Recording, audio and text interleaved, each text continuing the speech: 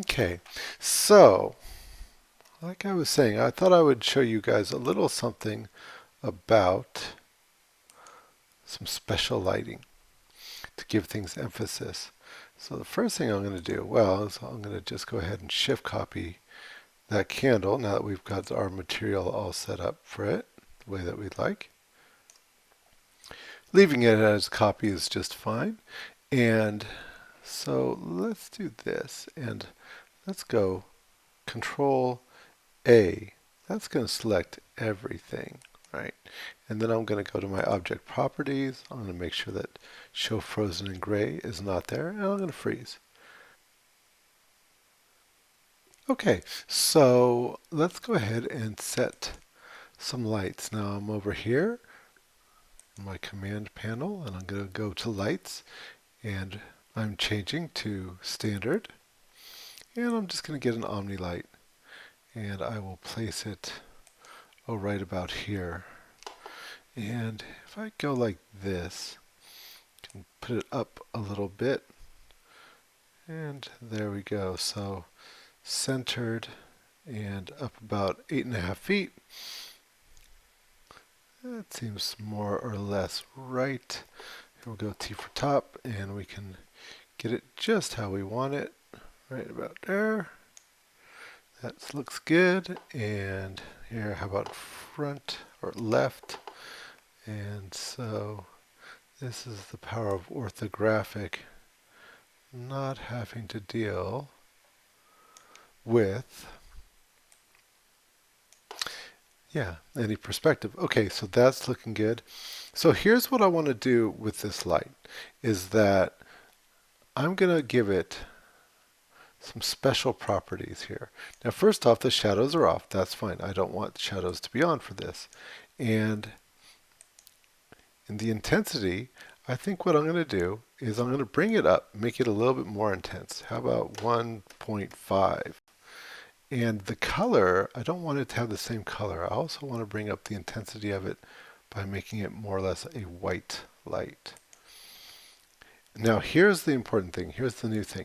Okay, so we're not going to use a decay, but what we are going to use is called attenuation. So we can adjust the amount of decay. In other words, adjust the amount of area that we want it to cover.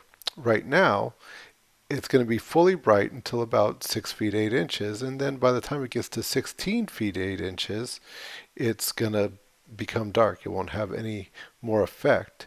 So, and it gives you a little bit of a gizmo. So let's go back to perspective so you can see it.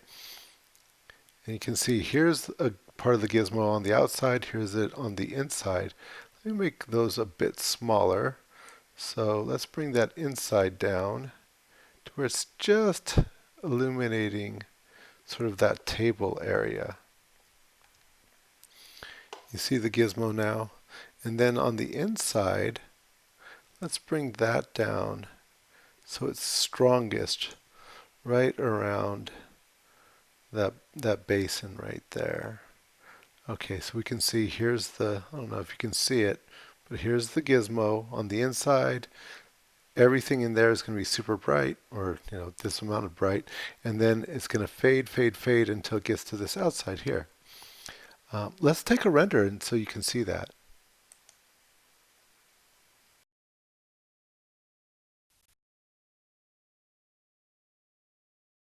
Okay, so you can see the result here in our rendering. It just has sort of like this glow around it right here. So that's pretty cool. The other thing I think we'll do is we're going to put a glow right up here as well. So I'm just going to shift copy this up and just say, okay, that's fine. And I'll move it a bit closer. You see, so you can see, let me see if we can see it closer from the top. Yeah, so you can see it very clearly. Here's the gizmo right here. And it's showing you the parameters of where that's at. That's where the painting's at. Okay, I think, or the stained glass window, I should say. I think that's going to be pretty good. All right.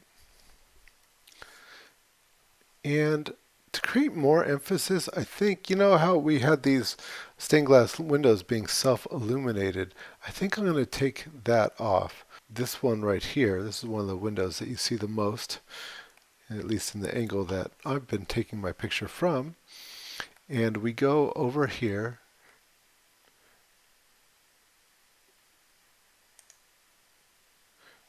to our materials. Okay, so we have this big old mess, right? If I just click on here, see where it's active, that's showing this one right here.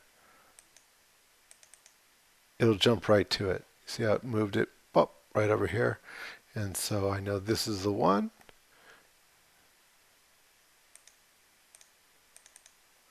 And what I'm going to do with this one is that self-illumination, I'm going to drop that down to, let's say 20% instead of it being 100%. So it will be still illuminated a little bit, but it'll be a lot dimmer. Okay, so that's one that we see a lot. Another one that we see is this one right over here.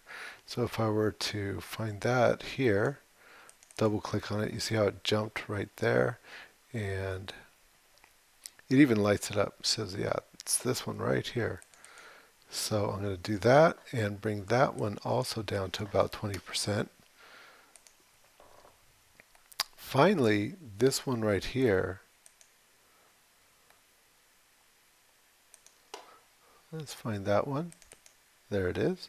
And I'm going to bring that one down to about 20%. So they'll still be a little bit self-illuminated, but just not near so much.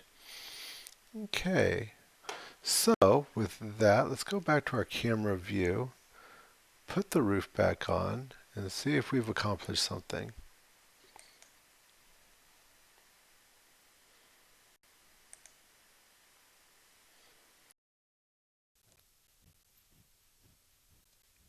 Not bad as we look past the row of pews here and towards the front. These are a little bit better than what they were. I think we can just do slightly better than that though. Make it a little bit more mystical. And that would be on this guy right here to go ahead and selecting this and going to our material editor and finding it down here. Let's see, there's my vase. And we're going to go ahead and make that self-illuminated. We'll bring that all the way up. What the heck? You know, sometimes making things a little bit cartoony, overemphasizing things, you know, it works. It's not such a bad thing. Okay, and back to my camera view. One more rendering.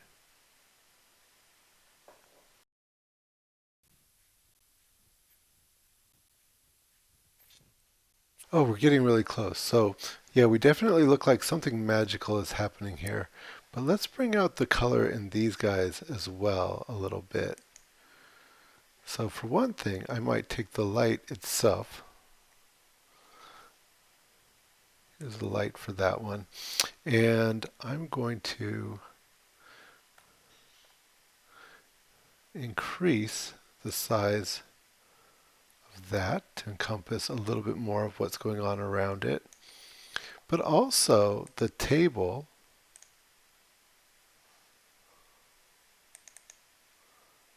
I'm going to self-illuminate that at least a bit. And the candlesticks, I'm going to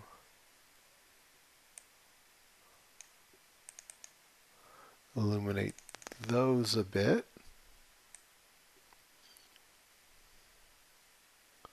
Maybe not fully, not as much as the other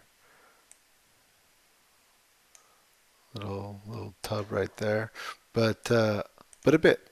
Okay, now let's see, do we have it now?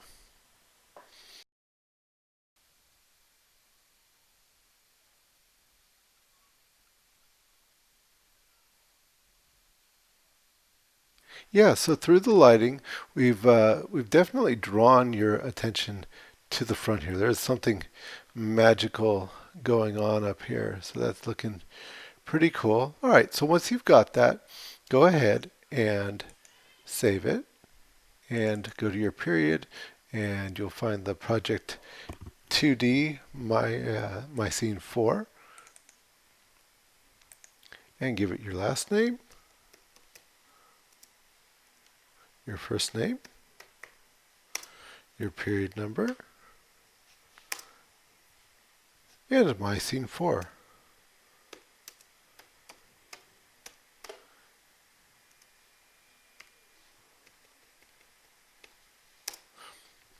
Saving as a JPEG.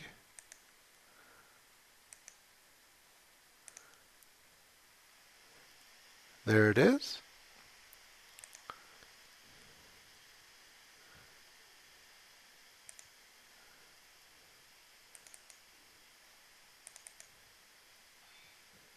And there it is.